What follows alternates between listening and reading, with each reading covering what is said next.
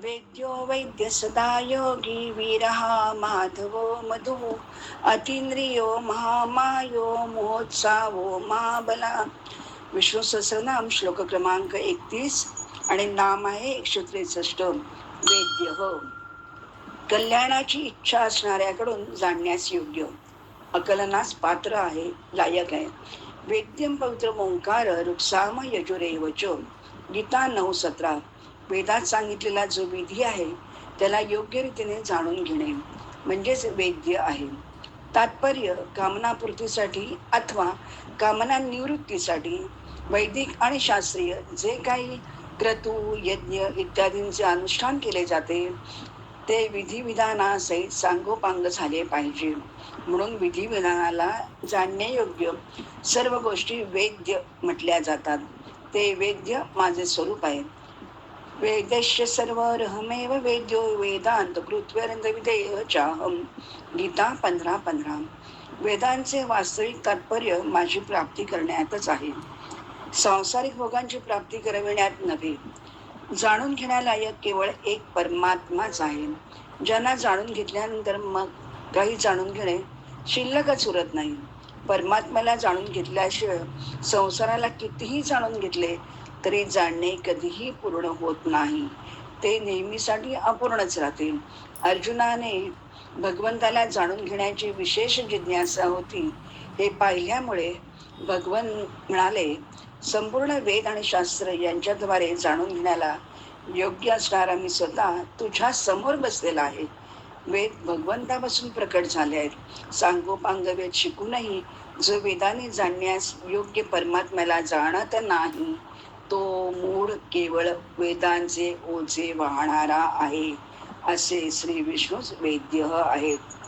164 वैद्य सर्व विद्या जाणणारा. वैद्यो नारायणो हरी. शरीरे जर्जरी भूते व्याधिग्रस्ते कलेवरे.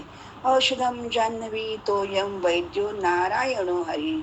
जरा जर्जर शरीर व्याधिग्रस्त होऊन कलेवराप्रमाणे पडते तेव्हा औषध म्हणजे जान्हवी तोय, जे प्रत्यक्ष परमात्म्याच्या पायाच्या उजव्या अंगठ्यातून निघाले म्हणून प्रत्यक्ष भगवंतच वैद्य नारायण हरी आहेत.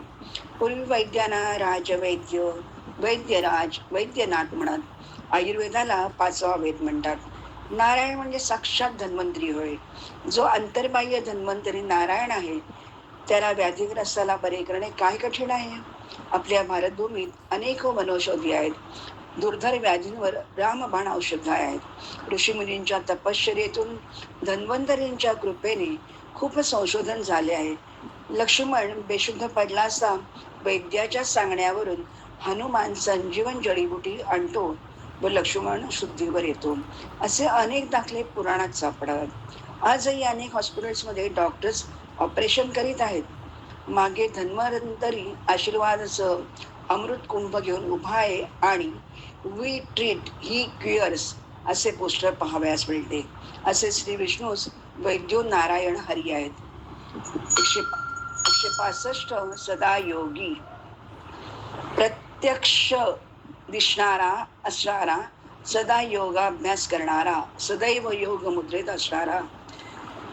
अर्थात चतुर्भुज श्री विष्णू क्षीरसागरात शेषशाही शय्येवर पहुडले आहेत व लक्ष्मी देवी त्यांचे चरण चुरत आहेत. सर्व ब्रह्मांडांचे संतुलन राखण्यासाठी श्री विष्णू सर्वात जास्त सक्रिय आहेत. ध्यानावस्थित तद्गतेन मनसा पश्यन्ति यम योगिनो. ध्यानावस्थित असणारे श्री विष्णू शांताकारं भुजगशयनं पद्मनाभं सुरेशं विश्वाधारं गगनसदृशं मेघवर्णं शुभांगं लक्ष्मीकान्तं कमलनयनं योगिवीर्ध्यानगम्यं वन्दे विष्णुं भवभयहरं सर्वलोकैकनाथं.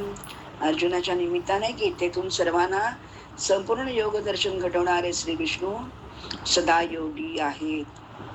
166 वीरहा. राक्षसांना मारणारा. अग्निहोत्री. ब्राह्मणांचे अग्निहोत्र केवळ त्यांच्या आळशीपणामुळे विझून गेले आहे. श्रीकृष्णाने आपल्या अवतार कार्याचे प्रयोजनच मुळी विनाशायच दुष्कृताम गीता 4:8 मध्ये स्पष्ट केलंय. धर्मस्थापना, असुरोद्धार, साधू परित्राण इत्यादीनुसार मधुकैटभ, हिरण्याक्ष, हिरण्यकश्यपू यांचा वध, तसेच बालवयात छोट्या मोठ्या राक्षसांचा बिमोड केलाय. जसे चाणूर, मुष्टिक, कुवलयापीड, कंसमामा, शिशुपाल, दंतवक्त्र असे राजांच्या वेशातील असुरांचा विनाश करून साधू परित्राण केले. प्रत्येक अवताराचे एकच प्रयोजन. रामावतार रावण, कुंभकर्ण अशा अनेक असुरांचा बिमोड करणारे श्री विष्णूस वीरहा आहेत. माधव, विद्यापती, मधासारखा गोड वसंत ऋतू, वासंतिक, वैशाख, एक संकर राग, एक वृत्त, काळे उडीद, मधुसंबंधी, मधुर रस. राधा माधव म्हणजे मधुर प्रेम, एक रस. गीता प्रेसने श्री राधा माधव चिंतन नावाचा ग्रंथ प्रकाशित केला आहे.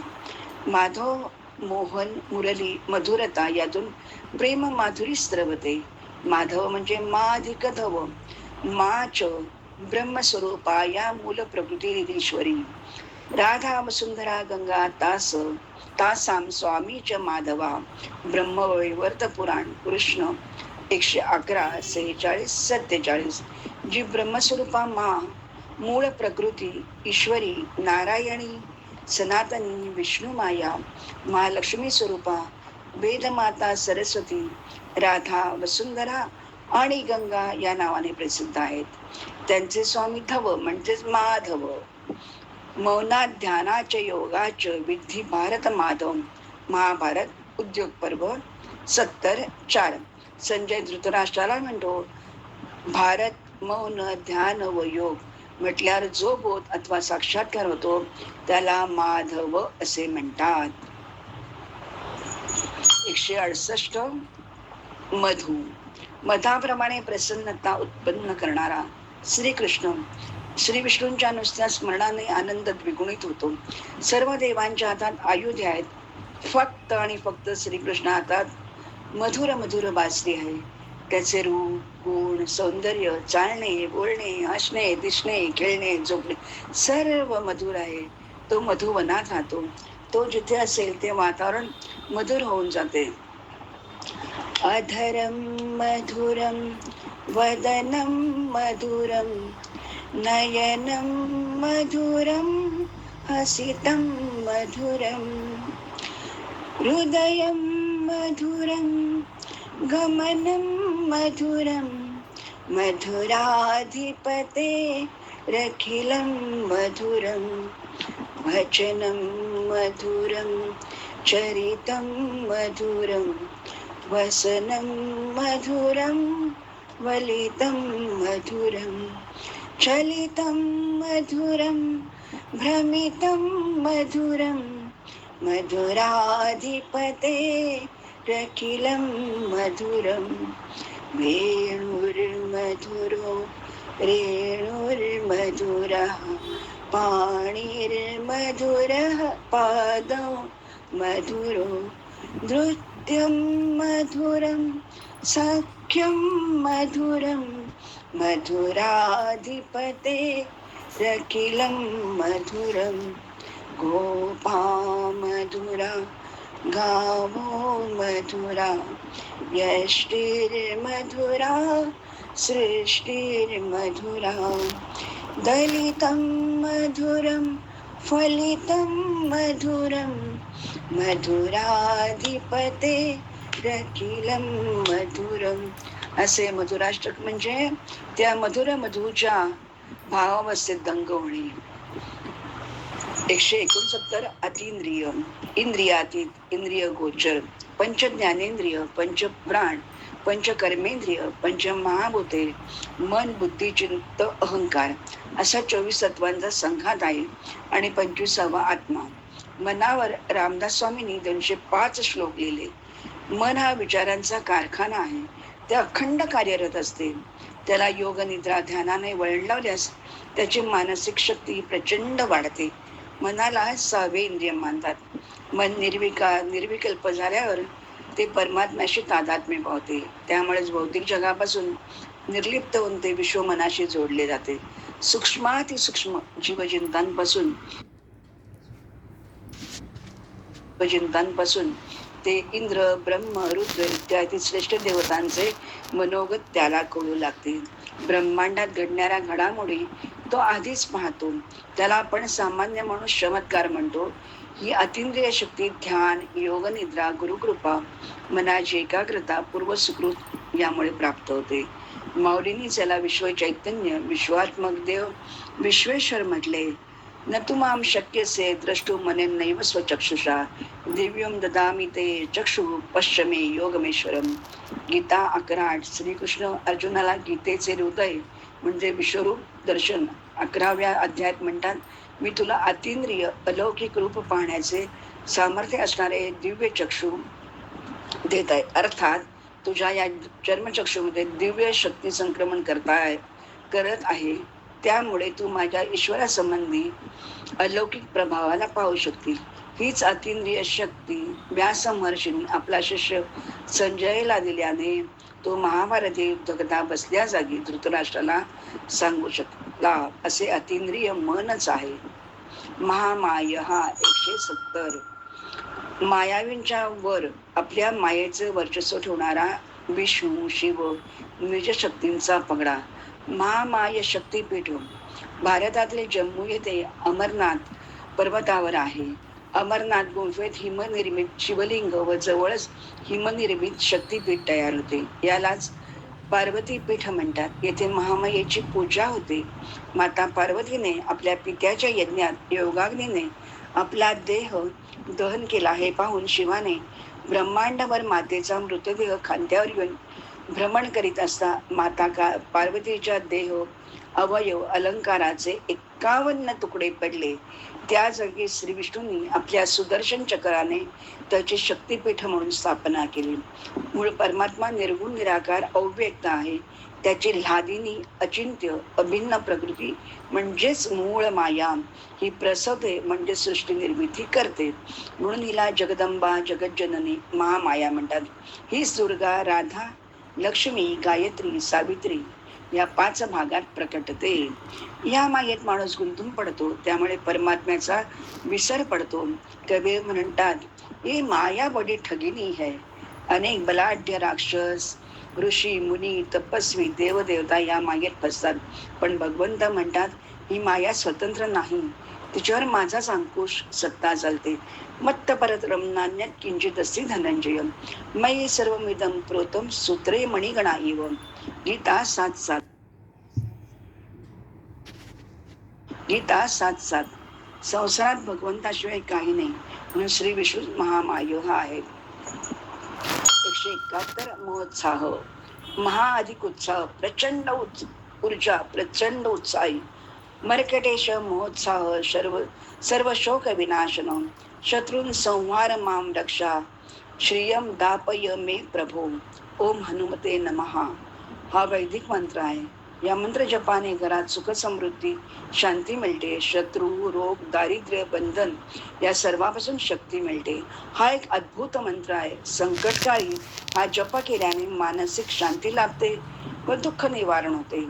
आपले तन मन धन ठीक असेल तर आपण आनंदी उत्साही असतो. काहीतरी हातून चांगले घडावे म्हणून जोरदार प्रयत्न करतो. कल्पनेपेक्षा अधिक समाधान यश लाभते. हा उत्साह द्विगुणित व्हावा म्हणून आपण अनेकांना प्रेरित करतो. त्यांना निरनिराळ्या सवलती कल्पना सहाय्य देतो आणि या उत्साहात अनेक सामील झाल्याने सर्वत्र उत्साह आनंद वाढतो. व्यक्ती समाज राष्ट्र उत्साहित होते. हा झाला तात्कालिक उत्साह. कारण हा भौतिक आहे. हा बाहेरून येतो. पण ज्याने आपल्या गरजा कमी केल्या आहेत, हा देह गेह हे टिकणारे नाही, अशाश्वत आहे हे ज्याला कळले, माझा परमानंद निज ठेवा, कैवल्य निदान हे अंतरंगात आहे, मला आतून उत्साह वाटतो आहे, तो कोणीही हिरावून घेऊ शकत नाही, संपत नाही, उलट तो वाढत असतो. कारण माझे हे चैतन्य स्वरूप शाश्वत आहे. तो परमात्माच महोत्साह आहे. मी त्याचा अंश महोत्साह आहे. ही जाणीव त्याच्याच कृपेने मला झाली. असे श्री विष्णूच महोत्साह आहे. 172 महाबलः. अत्यंत बलशाली, प्रचंड ताकदवान. अंजनी गर्भसंभूतो वायू पुत्रो महाबला. कुमारो ब्रह्मचारी च हनुमान प्रसिद्धिताम. प्रसिद्धिताम संकटमोचन हनुमान स्तोत्र. ओम हनुमान अंजनी सुनुर्वायुरपुत्रो महाबल श्रीरामेश्वर फाल्गुन सख पिंगाक्षो अमित विक्रमा हनुमान द्वादश नाम स्तोत्र. महाभोगा महेश्वर्या महावीर्या महाबला महाबुद्धीर सिद्धी महायोगेश्वरेश्वरी ललिता सहस्रनाम स्तोत्र. महाबळी प्रणदाता सकळा उठवी बळे सौख्यकारी शोकहर्ता धूर्त वैष्णव गायका मारुती स्तोत्र 2. महाभारतीय युद्धात अर्जुन श्रीकृष्णाच्या रथावर वीर चपळ महाबला हनुमानाचा ध्वज होता. शक्ती युक्ती चातुर्य म्हटले की महाबला हनुमान दुर्गावतारे या महाशक्तींचे स्मरण होते. असुरी राक्षसी तामसी हिंस्र शक्तीशी सामना करायचा असेल तेव्हा महाबला श्री विष्णूच या अवतारांचे प्रयोजन करतात. असे श्री विष्णूच महाबला आहे. अशा प्रकारे श्लोक क्रमांक 31 आणि नाम 172 येथे संपन्न झाले. हरि ओम.